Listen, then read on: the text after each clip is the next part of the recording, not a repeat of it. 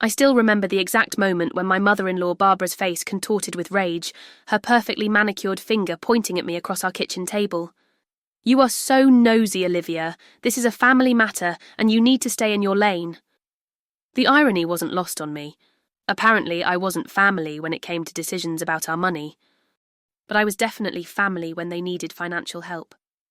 The kitchen suddenly felt too small, the afternoon sunlight streaming through our half-finished windows, highlighting the dust particles dancing between us like the tension in the air. My husband Michael sat beside me, his shoulders hunched forward. Eyes fixed on the wooden table we'd saved for months to buy when we first moved into our fixer-upper. Our dream home, still half-renovated because we were doing things the right way. Saving, planning, working hard. The complete opposite of how his older brother James approached life. "Mom," Michael finally spoke, his voice quieter than I'd hoped. "Olivia and I make decisions about our money together. She's not being nosy, she's being my partner." Barbara scoffed, her designer purse, probably worth more than our new kitchen cabinets, sitting prominently on our table. "This is about family loyalty, Michael. Your brother is getting married in 3 months. They need help with the wedding. It's just a loan." I bit my tongue so hard I tasted blood. A loan. Right. Just like the loan for James's car 2 years ago. Or the loan for his business venture last summer. None of which had seen a single dollar of repayment. "We've been saving for 3 years to finish our renovation," I finally said, trying to keep my voice level. "We both work 60-hour weeks. We've put off starting our own family because this house isn't ready. And now you want us to put that on hold again because James and Madison want a fancy country club wedding they can't afford." I could feel Michael tensing beside me. He hated conflict, especially with his mother. Growing up with a domineering mother and an absent father had trained him to avoid confrontation at all costs. But this time was different. This time it was our future on the line. "It's $30,000, Mom," Michael said, his voice stronger now. "That's not pocket change." "That's our roof repair and bathroom renovation. We can't just hand it over." Barbara's eyes narrowed as she looked between us. "I raised you better than this, Michael. Family helps family. Your father would be so disappointed." The mention of Michael's deceased father was a low blow, her nuclear option when guilt trips failed. I felt my blood pressure rising. I had met Michael 6 years ago when I started as an accountant at the same firm, where he worked as a financial analyst. Both of us came from modest backgrounds, both determined to build something solid through hard work. We shared dreams of a home filled with children, financial security, and maybe someday our own business. For 3 years we'd been pouring every extra dollar into this 1940s fixer-upper in a promising neighbourhood outside Boston. "Barbara," I said carefully, "if James wants to get married at the Westbrook Country Club with 200 guests, perhaps he should consider waiting until he can afford it. Madison's parents already said they can't contribute much. Why is this suddenly our responsibility?" Barbara's perfect blonde bob swung as she turned to face me directly. "Because that's what family does, Olivia. Not that you would understand with your background."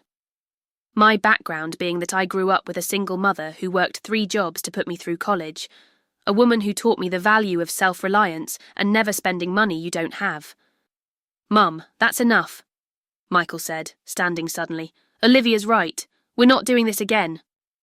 James needs to grow up and figure out his own finances." Barbara looked stunned. Michael rarely stood up to her. She gathered her purse, her movements deliberate as she stood. "I see she's turned you against your own family. I never thought I'd see the day." "Olivia is my family," Michael replied. And despite the tension, my heart swelled. "And we've made our decision."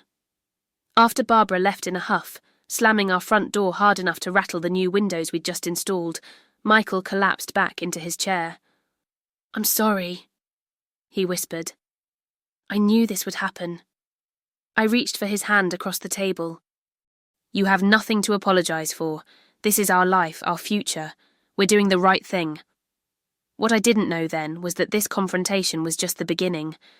Barbara wasn't someone who accepted no for an answer, and the next few months would test not just our marriage, but everything I thought I knew about family. loyalty, and justice. The next morning I woke up to the rhythmic sound of hammering. Michael had gotten up early and was already working on the living room moulding, the DIY project we tackled on weekends. I pulled on my robe and padded downstairs, 2 mugs of coffee in hand. "Couldn't sleep?" I asked, setting his mug on the stepladder. He paused, hammer mid-air, and sighed. "Got a text from James at 3 a.m. Mum told him we refused to help with the wedding. He's pretty upset." I leaned against the half-painted wall, careful to avoid the wet spots. "What did you tell him?" "The truth, that we love him, but we can't keep covering for him financially." Michael took a long sip of coffee. He didn't take it well. My phone buzzed on the kitchen counter. A text from my co-worker, Rachel. "Is everything okay? Your MIL just called the office looking for you." My stomach dropped. Barbara had never called my workplace before. "Your mum called my office," I told Michael, showing him the text. His face paled. "What? Why would she do that?" "I don't know, but I'm going to find out." I dialed Barbara's number, stepping onto our back porch for privacy. The morning air was crisp, the garden I'd planted last spring just beginning to show signs of life. She answered on the second ring. "Olivia, finally. I've been trying to reach you." "By calling my workplace. Barbara, that's completely inappropriate." "Well, if you'd answered my calls last night, it wouldn't have been necessary," she said, her voice dripping with forced sweetness. "I've been thinking about our conversation, and I have a solution that will work for everyone." I braced myself. "I'm listening." "Your mother-in-law is resourceful, if nothing else," I told Michael 10 minutes later as he stood in our kitchen, face ashen. "She's offering to let James and Madison borrow against her house for the wedding costs, but only if we co-sign the loan." Michael placed his coffee mug in the sink with deliberate care. "That's manipulative? Underhanded? A terrible financial decision?" I finished for him. "All of the above." "She knows we'd never let her lose her house if James defaults," Michael said, running a hand through his hair. "It's just another way to make us responsible for the money." I nodded. "And if we refuse, we're the villains who might cause your widowed mother to lose her home. It's clever, I'll give her that." Michael looked out the window at our half-finished backyard, the patio stones we'd laid ourselves last summer, the garden beds waiting for better weather. "I hate being put in this position." I moved behind him, wrapping my arms around his waist and resting my cheek against his back. "I know, but we need to stay united on this. It's not just about the money, it's about finally setting boundaries." The doorbell rang, interrupting our moment. Michael tensed beneath my hands. "That's probably James. He texted that he wanted to talk in person." Sure enough, James stood on our porch, looking unusually dishevelled for someone who prided himself on his appearance. At 34, 2 years older than Michael, James had always been the golden child, charming, outgoing and utterly irresponsible with money. "Hey, little brother," he said as Michael opened the door. "Olivia." His greeting to me was noticeably cooler. "Can I come in? We need to talk." Our living room was still a work in progress, paint swatches on the walls, furniture covered with drop cloths. James surveyed it with barely disguised disdain as he took a seat on our couch. "Mom told me about your concerns," he began, leaning forward with his elbows on his knees, his negotiation posture. I'd seen it before. "Look, I get it. Money's tight for everyone. It's not just about the money." "James," I said, "it's about the pattern. This would be the 4th time in 3 years we've loaned you money." James flinched at my use of air quotes. "I've had some bad luck, that's all. The business would have taken off if my partner hadn't bailed." Michael sat across from his brother. "James, you know I love you. But Olivia and I have our own plans, our own future to think about. We just can't do this anymore." "Madison's dream wedding, Michael. Don't you want your brother to have that? Her parents are being completely unreasonable about contributing." I couldn't help myself. "Maybe because they've already helped you two out financially several times." "That's what Madison told me at Christmas anyway." James shot me a look that could freeze water. "This is between family, Olivia." "I am family. I replied evenly. And our answer is still no. Not directly, not through co-signing with your mother, not through any other creative financing options. No. James stood abruptly. You've changed, Michael. You used to understand what family means. I understand it better than ever, Michael replied, standing to face his brother. Which is why I'm saying no. If you really love Madison, you'll marry her within your means or wait until you can afford the wedding you want. After James left, slamming the door even harder than his mother had, Michael and I stood in silence for a long moment. That went well, I finally said, attempting humour. Michael pulled me into a hug. They're not going to let this go, you know. I nodded against his chest. I know, but neither are we. I had no idea just how ugly things would get. The following Saturday, we were at Home Depot selecting tiles for our master bathroom when Michael's phone rang. He checked the screen and frowned. It's my Aunt Susan, Mom's sister. He stepped away to take the call. I continued browsing, holding up different samples to the light, imagining how they would look against the vintage clawfoot tub we'd found at a salvage yard. We were so close to having at least one fully finished space in our home. When Michael returned, his face told me everything I needed to know. Let me guess, I said. Your mother has enlisted reinforcements. He nodded grimly. Apparently, Mum told the entire family that we're refusing to help James in his time of need. And that you're the one poisoning me against my blood relatives. Aunt Susan wanted to hear my side. I placed the tile samples back on the shelf, my excitement about the bathroom renovation evaporating. And what did you tell her? The truth. That James has a history of financial irresponsibility, that we've helped him multiple times without seeing a dime in repayment, and that we have our own financial goals. He took my hand. I also told her that we make decisions together, and that trying to drive a wedge between us won't work. I squeezed his hand, grateful not for the first time that I'd married a man who, despite his difficulty standing up to his mother, always had my back. She didn't like that answer, he continued as we walked toward the checkout. Said I need to remember where I came from, whatever that means. It means they're used to guilting you into compliance, I said, and they don't know what to do now that it's not working. Over the next 2 weeks, the pressure campaign intensified. Michael's phone buzzed constantly with texts and calls from various family members, each with their own take on why we were being selfish and unreasonable. Barbara had been thorough, reaching out to cousins Michael hadn't spoken to in years. I feel like I'm being haunted by the ghosts of family guilt trips past, Michael joked one evening as we painted our kitchen cabinets. But I could see the toll it was taking on him. The dark circles under his eyes, the way his shoulders slumped when another family name appeared on his phone. Then came the Sunday dinner invitation from Barbara. She wants us to come over tonight, Michael said, showing me the text. Says she has something important to discuss and wants to clear the air. I put down my paintbrush. Do you want to go? Michael looked torn. Maybe she's finally ready to accept our decision? It might be good to talk this through calmly. I was sceptical, but supportive. If you think it will help, we'll go.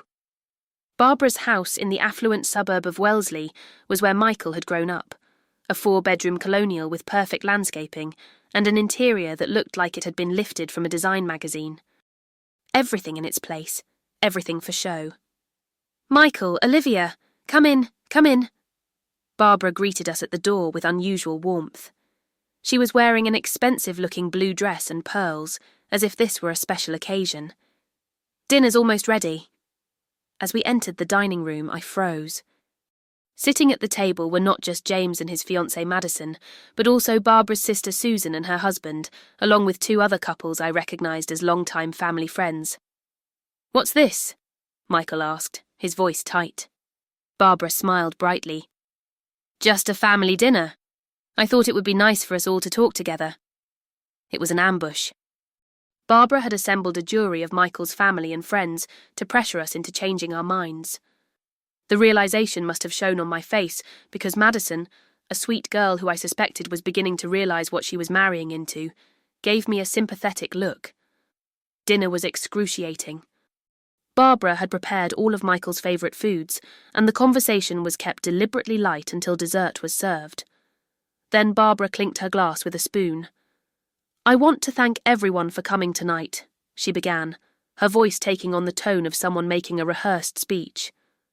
"As you know, we have a wonderful celebration coming up, James and Madison's wedding." Everyone around the table murmured their congratulations. Madison looked uncomfortable. "But, as you may also know, we've hit a small bump in the road," Barbara continued. "The venue requires full payment 60 days before the event, and we're coming up short." I felt Michael tense beside me. "James and Madison have their hearts set on the Westbrook Country Club. It's where James's father and I had our reception, where James had his confirmation party." Her voice cracked slightly, a practiced affect I'd seen before. "I've offered to help as much as I can. But on my fixed income—" The implication hung in the air. All eyes turned to Michael and me. "We thought," Barbara continued, looking directly at us, "that since Michael and Olivia have been so blessed financially, with their dual incomes and no children yet, they might want to help make this special day possible." The silence that followed was deafening. I could feel my cheeks burning with anger and embarrassment. Our financial situation was no one's business, and the characterization of us as blessed when we worked overtime and sacrificed to save was infuriating. Michael cleared his throat. "Mom, we've already discussed this privately with you and with James. Our answer hasn't changed." Barbara's friend Patricia leaned forward. "Michael, honey, it's a loan. Surely you can be flexible for your only brother's wedding."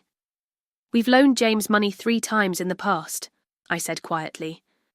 "We haven't been repaid for any of those loans." James slammed his hand on the table. "That's not fair. I've been going through a tough time financially. The business—" "Failed because you didn't do your research," Michael finished. "And the car loan before that? And the rent money before that?" Barbara's expression hardened. "This isn't about past mistakes. This is about supporting James and Madison now. At the expense of our own plans," I added. "Plans we've worked hard for and saved responsibly to achieve." Susan shook her head. "Family comes first, Olivia. That's how we raised Michael." I felt something snap inside me. "With all due respect, Susan, Michael and I are a family. We make our decisions together, based on what's best for our future. And right now, giving $30,000 to fund a wedding that's beyond James and Madison's means isn't what's best." The table erupted into a chorus of objections and recriminations. Barbara's carefully orchestrated intervention was devolving into chaos. Through it all, I noticed Madison sitting silently, staring at her plate. Finally, Michael stood. "Enough. We're leaving. Mum, this was manipulative and disrespectful. James, we love you and want to celebrate with you, but not like this." As we gathered our coats in the hallway, Madison appeared beside us. "I'm sorry," she whispered. "I didn't know she was planning this." I told James we should just scale back the wedding, but he said it was important to his mum to have it at Westbrook. I looked at her sympathetically. "It's not your fault, Madison, but you might want to think about what you're marrying into." She nodded, her eyes troubled. "I am." The drive home was silent for the first few miles. Then Michael pulled the car over and put his head in his hands. "I can't believe she did that." I reached over to rub his back. "I can. This is who she is, Michael. She uses social pressure and guilt to get what she wants." He looked at me, his eyes pained. "I'm so sorry you have to deal with this. You deserve better." "So do you," I replied. "And we're going to get through this together."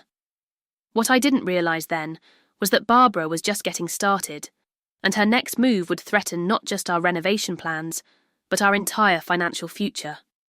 The following Tuesday, I was deep in tax returns at work when my office phone rang. It was Michael, his voice tight with panic. "Olivia, you need to come home, now."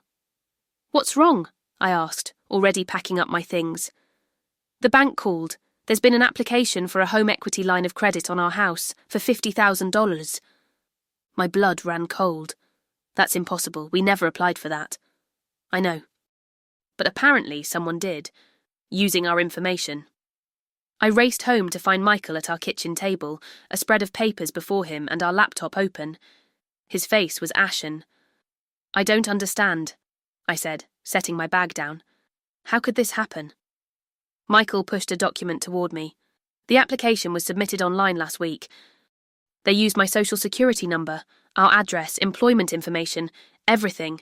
The only reason the bank called is because they needed additional documentation.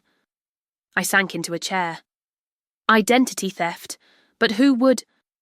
The realization hit me like a physical blow. "You don't think—" Michael's expression was grim. "My mother has all my personal information, from when she helped me with college financial aid forms. She even helped me set up my first bank account, knows all my security questions." "But that would be fraud," I whispered, the magnitude of what he was suggesting sinking in. "Your own mother wouldn't do that." "Wouldn't she?" Michael asked, his voice hollow. "When she's convinced it's for family? When she thinks she's justified?" I tried to process what this meant. So she was trying to take out a loan against our house, without our knowledge, to pay for James's wedding? "And more," Michael said, pointing to the loan amount. $50,000 is way more than the $30,000 they needed for the wedding. My accountant's mind immediately went to the implications. If this had gone through, we would have been legally obligated to repay it. It could have ruined our credit, maybe even led to foreclosure if the payments weren't made. Michael nodded, his expression shifting from shock to anger. "I've already called the bank to stop the application and flag our accounts for potential fraud. They're sending someone from their security department tomorrow. We need to talk to a lawyer," I said, my mind racing. "And possibly the police." Michael flinched. "The police? Olivia, it's my mother." "Who tried to commit fraud using our identities?" I reminded him gently. "I know she's your mother. And this is painful. But this crosses a line, Michael. This isn't just manipulative, it's criminal." He buried his face in his hands. "I can't believe this is happening." I moved to kneel beside his chair, taking his hands in mine. "Listen to me. We will get through this, but we need to protect ourselves legally. If she's willing to do this, there's no telling what else she might do." The next 48 hours were a blur of phone calls, meetings, and paperwork. We placed freezes on our credit reports, changed all our banking passwords and security questions, and met with a lawyer who specialized in identity theft and fraud. The evidence against Barbara was circumstantial but compelling: the timing, her access to Michael's personal information, the suspicious amount that exceeded the wedding costs. "You have options," our lawyer, a no-nonsense woman named Diane, told us. "You can file a police report, which would likely lead to criminal charges if they find sufficient evidence. Or you can handle this privately, with legal documentation of the incident and formal written warnings." Michael looked torn. "What would you recommend?" Diane leaned back in her chair. "Legally speaking, filing a police report creates the strongest deterrent and protection for you, but I understand this is your mother, and that complicates things emotionally." "Can we think about it?" I asked. "Of course, but don't wait too long. The sooner you establish a record of this incident, the better protected you'll be." As we walked to our car, Michael was silent, his face a mask of conflicted emotions. "I need to talk to her," he finally said. "Face to face. I need to hear what she has to say." "Are you sure that's a good idea?" I asked. "No," he admitted. "But I need to do it anyway. She's my mother, Olivia. I need to give her a chance to explain." I nodded, understanding his need for closure, even if I didn't agree with the approach. "Do you want me to come with you?" He shook his head. "I think I need to do this alone." The next day, while Michael went to confront his mother, I stayed home, too anxious to focus on work. I paced our half-finished house, running my hands along the smooth wood of the banister we had installed ourselves, looking out at the garden where I hoped our future children would play. This house represented everything we were working for: security, family, a future built on our own terms. The sound of Michael's car in the driveway pulled me from my thoughts. When he walked through the door, I knew immediately that the conversation hadn't gone well. His face was flushed, his eyes red. "She denied it," he said, dropping his keys on the entry table. Said she would never do such a thing, that I was insulting her by even suggesting it. I led him to the couch. Did you believe her? He laughed bitterly. No, because halfway through her denial, she switched to justifying it. Said even if she had done it, which she absolutely hadn't, of course, it would only have been because she was desperate to help James and knew we were being stubborn. I took his hand. Classic guilty behaviour. Deny, then justify. Then she turned it around on me, said I've changed, that I've let you turn me against my family, that the Michael she raised would never accuse his mother of something so terrible. His voice broke. She cried Olivia, said I was breaking her heart. I pulled him close, feeling his shoulders shake with suppressed emotion. I'm so sorry, Michael. I know how much this hurts. The worst part, he continued, his voice muffled against my shoulder, is that I saw it so clearly for the first time. The manipulation, the guilt, the way she's always used my love for her as a weapon. He pulled back to look at me. I told her we're filing a police report. My eyes widened. You did? He nodded, his expression firming with resolve. Yes. I told her we have no choice, that we need to protect ourselves. And I told her that until she acknowledges what she did and gets help, we need to take a break from our relationship. How did she take that? Not well, he said grimly. She said if I do this, I'm no longer her son, that she'll never forgive me. I felt a surge of pride mixed with concern. That's an incredibly difficult stand to take. Are you sure? He nodded. For the first time in my life, I'm completely sure. What she did wasn't just wrong, Olivia. It was a betrayal of everything parents are supposed to be. They're supposed to protect you, not exploit you. The next morning, we filed a police report. The officer who took our statement was matter-of-fact, but sympathetic when we explained the family dynamics at play. Unfortunately, we see this kind of thing more often than you'd think, she told us. Family members are actually the most common perpetrators of identity theft because they have access to personal information. 2 days later, we received a call from Detective Rodriguez, who had been assigned to our case. We've been investigating the fraudulent loan application, she explained. The IP address used to submit the application traces back to a computer at your mother-in-law's address. Michael closed his eyes briefly, even though we had suspected as much. Having it confirmed was painful. We'll be bringing her in for questioning, Detective Rodriguez continued. Given the evidence and the amount involved, this could potentially lead to felony charges. After we hung up, Michael sat in stunned silence. A felony, he repeated. My mother could go to jail. I sat beside him, unsure what to say. Part of me felt vindicated that Barbara would face consequences for her actions, but another part ached for my husband and the impossible position he was in. We could talk to the detective, I suggested carefully. Explain that we want her stopped, but not necessarily incarcerated. Maybe there's a middle ground. Michael looked at me gratefully. You'd do that? Even after everything she's done? Everything she said about you? I nodded. She's still your mother, and while I think she needs to face consequences, I don't want to be responsible for destroying your family completely. The doorbell rang, interrupting our conversation. Michael opened it to find James standing on our porch, his expression a mix of anger and desperation. How could you? He demanded, pushing past Michael into the house. The police just took Mum for questioning. They're saying she might be charged with fraud. Your own mother. Michael. She tried to take out a fraudulent loan in our names, James, Michael replied evenly. For $50,000. James faltered slightly. She was just trying to help me. By committing a crime, I interjected. By potentially ruining our credit and putting our home at risk. That's not help, that's harm. James turned to me, his face flushing. This is all your fault. Before you came along, Michael understood family loyalty. Michael stepped between us. Enough, James. This isn't Olivia's fault. Mum made her choices. And frankly, so did you. If you hadn't been pressuring her for money for a wedding you can't afford, none of this would have happened. So now it's my fault? James asked incredulously. It's everyone's fault, I said. It's a family dynamic that's been going on for years. You ask for handouts, your mother enables you, and Michael has been expected to go along with it, but that stops now. James looked between us, his anger seeming to deflate slightly. What happens now to Mom?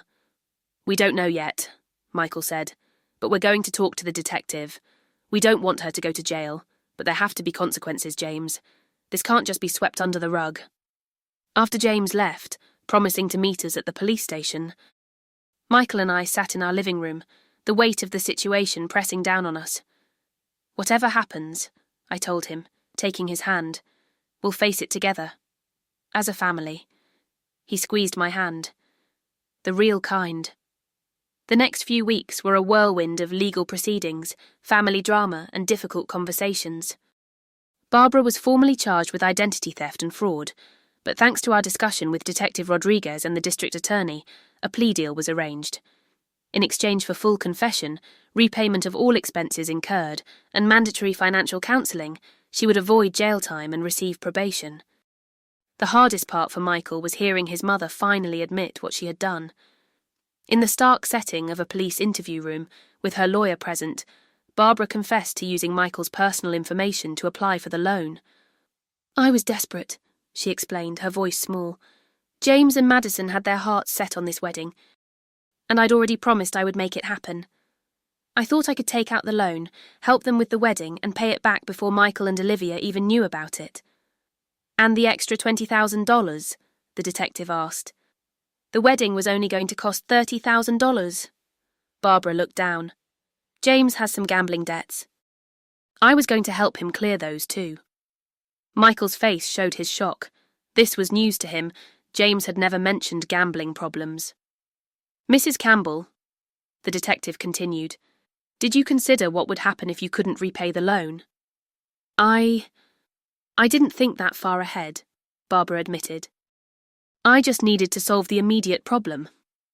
Later, in the privacy of our home, Michael processed this new information.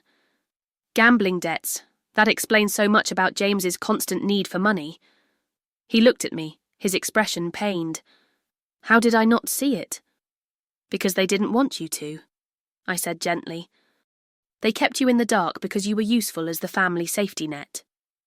As part of her probation, Barbara was required to attend financial counselling and therapy. James, confronted with the consequences of his gambling addiction, finally agreed to seek help as well.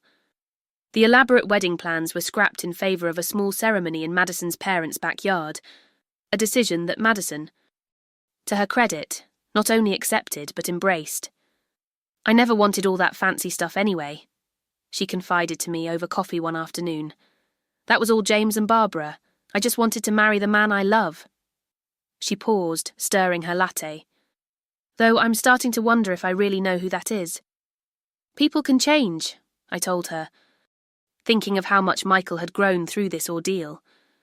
If he's serious about getting help, about breaking these patterns, there might be hope. Madison nodded thoughtfully. Maybe. But I've postponed the wedding for now. I need to see real change first. It was a wise decision, and I respected her for it. Our relationship with Barbara remained strained, but was slowly healing. The enforced counselling seemed to be giving her insights into her enabling behaviour with James and her manipulative tactics with Michael. She had written us a lengthy letter of apology, which Michael read with tears in his eyes. She says she never realised how much pressure she put on me, he told me. How she used guilt and emotional manipulation to control me. She says the counsellor helped her see it. I was cautiously optimistic. That's a good start. She also apologised to you specifically, Michael continued. Reading from the letter. Olivia, I owe you the deepest apology. I resented you for being the strong woman who helped Michael set boundaries I didn't want to respect. I was wrong, and I'm deeply sorry for how I've treated you. Tears pricked at my eyes. It was more than I had expected. 6 months later, our house renovation was finally complete. The roof had been repaired, the bathroom beautifully remodelled, and the garden was blooming with the perennials I had planted. We hosted a small housewarming party, inviting close friends and select family members. To my surprise, Barbara asked if she could come. After discussing it, Michael and I agreed, with boundaries clearly established. She arrived with a houseplant and a gentle demeanour I hadn't seen before. "Your home is beautiful," she told us, looking around at what we had created. "You've both worked so hard for this." "Thank you," I said, accepting the plant. "That means a lot." As the evening progressed, I watched Barbara interact with our friends, saw her genuine interest in our renovation stories, noticed her careful respect of the boundaries we had set. She was trying, and for Michael's sake, I was grateful. James and Madison arrived late. They had been attending Gamblers Anonymous meetings together, and James had recently found a steady job for the first time in years. The wedding was back on, planned for the following spring, a modest affair that they were saving for themselves. As our guests mingled in the backyard, enjoying the early summer evening, Michael found me in the kitchen, wrapping his arms around me from behind. "Happy?" he asked, his chin resting on my shoulder. I turned in his arms to face him. "Very. It's been a hard road, but look at what we've built. Not just the house, but the boundaries, the honesty." He nodded, glancing through the window at his mother and brother, both working to rebuild what their actions had broken. "I never thought we'd get here, that they would actually change." "People can surprise you," I said, "when they're finally held accountable, when they have no choice but to face themselves." Michael kissed me softly. "We have an announcement to make tonight, don't we?" I smiled, my hand drifting to my still flat stomach. "If you're ready." He nodded, his eyes bright with emotion. "More than ready. This baby is coming into a much healthier family than the one I grew up in, thanks to you." "Thanks to us," I corrected him. "We did this together." As we rejoined our guests, hands linked, I reflected on the journey that had brought us here. From that first confrontation in our kitchen, when Barbara had called me nosy for questioning the loan, to the fraud attempt that had nearly destroyed the family, to this moment of hard-won peace. Standing beside my husband, in our finished home, with a baby on the way and family relationships slowly healing on healthier terms, I knew that sometimes the hardest boundaries to set are the most necessary ones, that sometimes saying no is the most loving thing you can do, not just for yourself, but for everyone involved. When Michael announced our pregnancy, the joy on our guests' faces was genuine. Even Barbara's tears seemed real as she hugged her son, then carefully asked if she could hug me too. "I'm going to be a better grandmother than I was a mother-in-law," she whispered in my ear. "I promise." Only time would tell if that promise would be kept, but for now, in this moment, it was enough that we had all learned the difference between real family support and toxic entanglement. The difference between lending a helping hand and enabling destructive patterns. The difference between blood relatives and true family. As our friends raised their glasses to toast our future, I caught Michael's eye across the room and felt a profound sense of gratitude, for his courage, for our partnership, for the boundaries we had set together. Sometimes being called nosy is a small price to pay for protecting what matters most. If you like this story, please like this video, subscribe to the channel, and share your impressions of this story in the comments. To listen to the next story, click on the box on the left.